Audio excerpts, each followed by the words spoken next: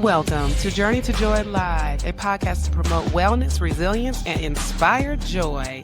Be empowered to balance your mental, physical, financial, aspirational, and social health while providing mental health awareness and breaking down the stigma of mental illness in the Black community. I'm your host, Dr. NJoy, and I'm here to help you transform life's challenges into opportunities for joy. Let's begin the journey together. Hello. Journey to Joy Live, episode 147.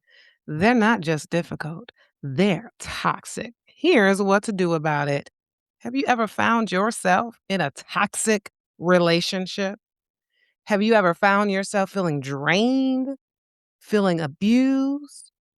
Have you ever walked away from a conversation feeling completely drained? Not because of what was said, but because of who said it? That's not just a bad day. That might be a toxic relationship, and it is quietly stealing your joy. So when you think about what somebody might have said, it could be the what part is it doesn't matter who said it, is what was said. So maybe you can think about, well, why am I triggered by what was said, no matter who said it? But if what was said was also the who that said it, the who that's triggering you, the who that's draining you, is it them and not necessarily what they said? So I haven't talked about toxic relationships too much, but I'm here on a mission to help you take control of your mental wellness because clearly toxic relationships can impact your wellness and can impact your joy and your ability to enjoy life. Life standing for living in full empowerment. How can you live in full empowerment and live rent free in your peace if you are constantly drained by a toxic relationship? These could be romantic relationships, these could be friendships that are toxic, it could also be family relationships that can be toxic. So, I'm going to give you 7 signs that you're in a toxic relationship and a clear framework for you to reclaim your joy and so that you can start living in full empowerment. Why not you? Why don't you deserve it? Because a lot of times we think we don't deserve to have a non-toxic relationship. This has been toxic relationship after toxic relationship after toxic relationship, and you just feel like you didn't deserve it. The worth is not there. The self-respect is not there because that's what you've always gotten and this what you've always received. So you feel like that's just what your life is. No, no, no, no, no. Or maybe you just don't recognize it, which is why we're going to talk about the 7 signs that you are in a toxic relationship. So, I mean, is it just a difficult person that you're dealing with, or is it a toxic person? Difficult people, toxic people, completely different, right? So, difficult person, they have bad moments. They're just having a bad day. They might be irritable, but the next day and the next day and next day, they're just fine. They're not draining you. But a toxic person is a pattern of toxicity, a pattern of draining you, a pattern of making you feel mentally, emotionally, verbally abused, and a pattern that steals your joy. The toxic person is a literal joy thief because that joy is that underlying happiness and peace and that just feeling of control that you have despite the outward forces and obstacles and stressors that are coming at you. So if they are stealing your joy in a continual pattern, then you know that, oh boy, this person must be toxic. So here's what I need you to understand. Toxicity doesn't always show up out loud. You may not always recognize it. Sometimes it's quiet, sometimes it's slow. And by the time you notice your joy is gone, it's already been stolen. And you look back and you're like, when was the last time I've been happy? How am I still in this relationship for this long? Maybe it's because I'm relying on them, I'm dependent on them. I don't have a job. I can't get her out of this relationship. Where am I going to live? What am I going to do? Am I going to be on the street? And do I have to live in a shelter? Where do I go? So identify it, and we're going to talk about what you can do about it, whether you remain in it or not. So, what are the 7 signs that toxicity is stealing your joy? Well, you just feel worse after every interaction with this person. Is there a person you can think of where you just feel worse after every interaction? That's a toxic person. You feel drained, not just tired, completely drained of your energy, drained of your peace, drained of your joy. And you just feel like, oh my God, my joy has been taken. That joy is just not there anymore. So, number one, you feel worse after every interaction. Number two, you're constantly walking on eggshells because you don't want to activate this person. You don't want to trigger this person. Who in your life are you constantly walking on eggshells? You're just trying to manage their mood, and that's just become your full-time job is to manage them and regulate them and to make sure you're not triggering them. Ooh, that's so much work. And your peace is paying the price because you feel like it's your job to keep this person happy. Especially in a relationship, it's not your job to keep someone happy or to make them happy. Happy people do good together. If you are with a sad person, an angry person, it's not your job to make them happy. Of course, it's nice for a spouse to add to the other spouse's happiness, but that person needs to figure out how to be happy on their own. And that's how they're able to add to your happiness. And then you add to their happiness as well. So it's a mutual thing. It's not like, "Oh, they make me whole." No, you already a whole person. So you're walking on eggshells trying to manage their mood, and that's feeling like it's a full-time job stealing your peace and your joy. Maybe you're in a toxic relationship. So number 3, your wins trigger their insecurity. You ever been in a relationship where you can't even tell them about your wins, about what's been going great in your life. You can't brag. Brag has a negative connotation, but it's okay to brag and be like, "Oh my god, I did this. I got this thing." Ah. And you're just super excited, but they're just like feeling insecure because, "Oh, you done did that." When someone can't celebrate your growth, they're not safe for your joy. If they're insecure and they act like, "Oh, they're a failure because it's all about them because you got something great," your joy isn't safe around them. So is this person also when you have a win, triggering their insecurity?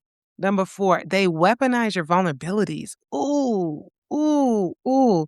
When you're in a relationship, you feel comfortable and safe being vulnerable with that person and telling them your deepest, darkest secrets or your deepest, darkest trauma or anything that maybe you haven't told other people, but you've told them, but then they weaponize it and throw it up in your face during an argument. That's toxicity. You trusted this person with what you just told them, and now they're throwing it back up in your face.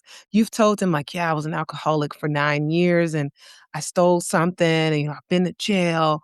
I've once done this, and I've hurt someone," and that person's like, "Oh, wow, okay, okay." But then when you get in an argument, they're like, "That's why you suck. That's why you're an alcoholic. That's why you went to jail. That's why you don't know how to make good choices. You are a bad person." And that they weaponize your vulnerabilities.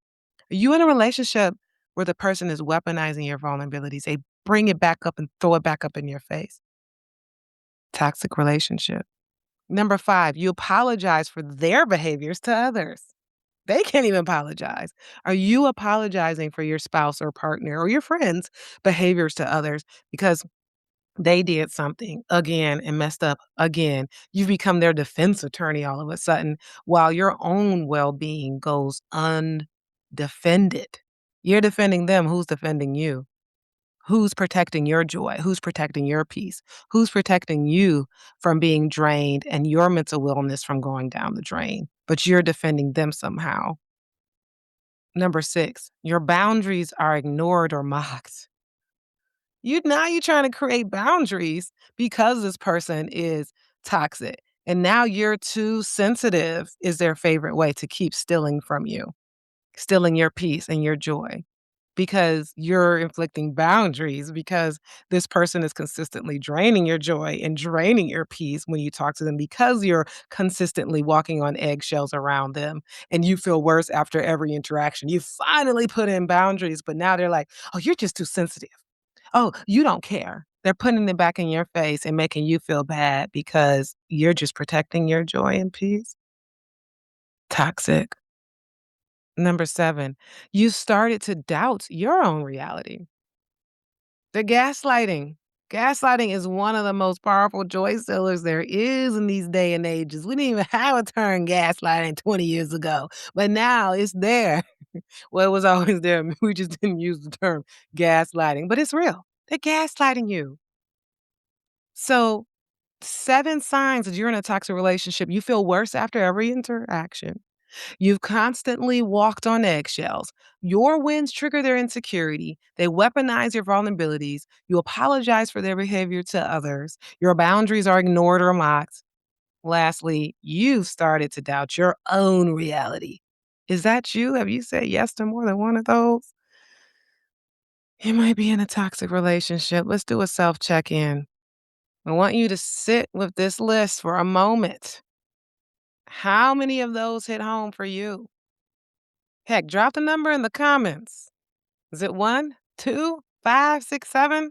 Now be honest with yourself. You don't have to be honest with me. Be honest with yourself. The honesty is your first act of empowerment. Because maybe people have said something, they've noticed it.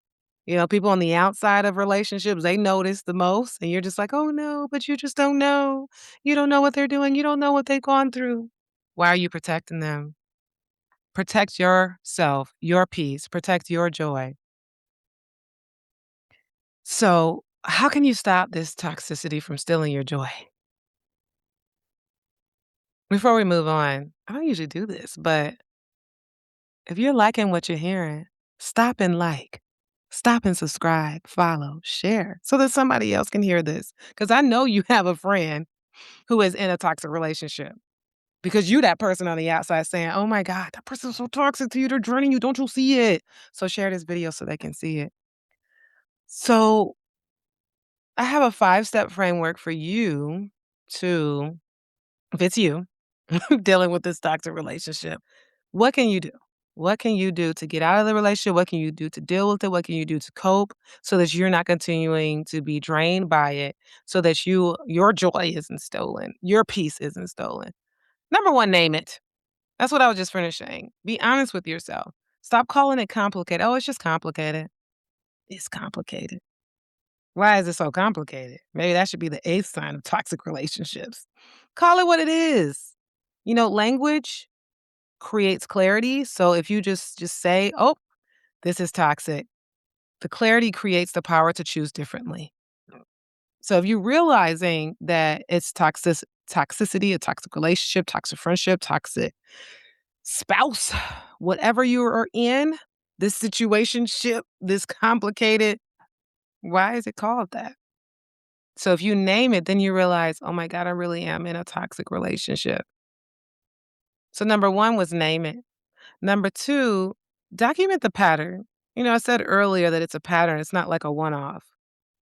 Maybe keep a private journal, write it down, write what happened, how did it made you feel, date it. You know, patterns don't lie, even when people do. Because especially if this person is just lying all the time, the pattern doesn't lie. Keep track of it, document the pattern. Number 3, set a boundary. So now you've named it. Now you've documented the pattern, and now you realize, "Oh my goodness, this is a toxic relationship." Set the boundary. "I'm not available for that." You tell that to yourself, you can tell it to them. "I'm not available. I'm not gonna make myself available. When they call, I'm not gonna answer because I know that every time I talk to this person, I walk away feeling drained. I walk away with minimized joy and peace, and there's no explanation needed. Your joy does not require their permission, especially in a friendship, even a family member. If it's a romantic relationship, it's not your job to make them happy, and it's not their job to make you happy, but you have a right to be happy in your relationship. So maybe that boundary is a breakup. Number 4, build your support system. You gotta have somebody. Isolation is a toxic relationship's best friend. Think about that. This person is so toxic to you, and they are making you feel pinned against a rock and a hard place, and you feel like you can't tell anybody about what's going on. Oh, yeah, now you're isolated, now you're withdrawn. toxic relationships best friend. Find your people, a therapist, a trusted friend, community, because you cannot reclaim your joy alone. You can't. That's why you're listening to me, because I'm over here helping you identify the fact that you are in a toxic relationship. Name it, document the pattern, set the boundary, build your support system, and lastly, choose yourself. Put yourself back on the priority list. That's my talk. That's the title of all my talks I do. Put yourself back on the priority list. Self-care, choose yourself. Boundaries are important. How are you gonna live joy and empowered if you can't put in those boundaries, if you can't have a support system that's gonna help you identify a toxic relationship and help you get out of it? So choosing yourself is not selfish. Self-care isn't selfish, and choosing yourself isn't selfish because you have to be able to be there for everybody else who actually isn't toxic in your life. That's how you live life and enjoy life, living in full empowerment. Even if it's a family member, you can't fully remove a family member because 'cause they're your family, but, you can love somebody and still protect your peace. Boundaries aren't walls necessarily, but they're doors that you get to control. That's something you can control, the doors, when to open it, when to close it, especially if it's a friend, a parent. I mean, some people block their parent, ghost their parent for years, then they come back. It happens. I'm not telling you to block your parent, ghost your parent. I'm just saying some people do it, especially if that parent is that toxic and affecting your family unit. That's why you should get a therapist to figure out what you should do for you. But boundaries are important. I'm here quick with it today. 7 signs toxicity that may be stealing your joy. Listen again if you didn't write them down and think about those 5 ways that you can take your joy back when you're in a toxic relationship. Definitely see a therapist if you're really feeling like this toxic relationship is something that you need to sever and not be a part of anymore, especially if it's a friendship or a romantic relationship. See a therapist, get some help and support if you are someone who is completely dependent on them. You have no place to live, no finances. You need a shelter.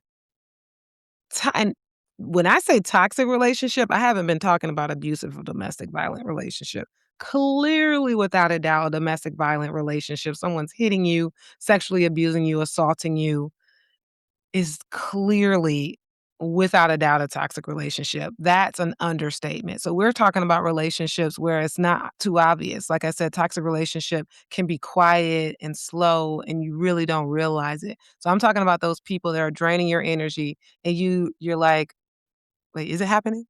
And then now you've identified it using these 7 signs. So if you're in a domestic violent relationship, that is different. And definitely, I would encourage you to, for sure, get the help that you need and get the empowerment and boundaries that you need to be able to safely leave that relationship. But if you're in a toxic relationship where it's not necessarily physical, sexual abuse, like that, it's still important for you to feel empowered so that you can walk away if you need to or inflict the boundaries. Maybe not put up the walls like you would if you were to sever the relationship, but have a door that you close during certain points to reset and regain your energy to be able to deal with the person if it's some person that you need to keep in your life.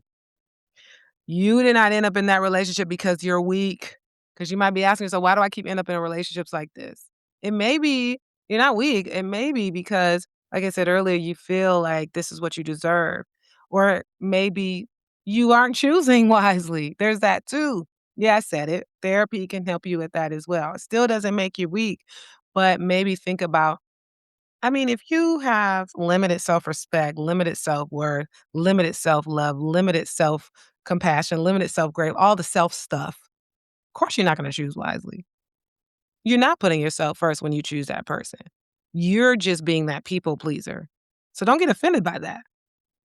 Work on yourself.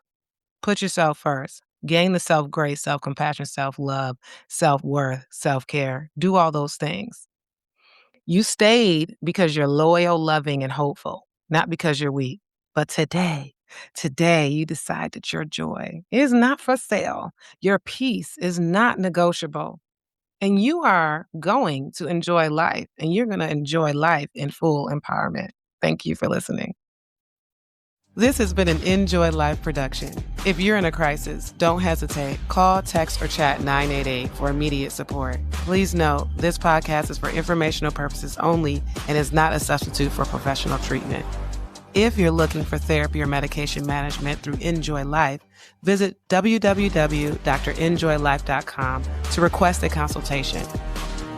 I'm licensed in 13 states. I accept Aetna in Georgia, Florida, and Virginia. Be sure to grab your copy of the NJoy Note to help you on your wellness journey.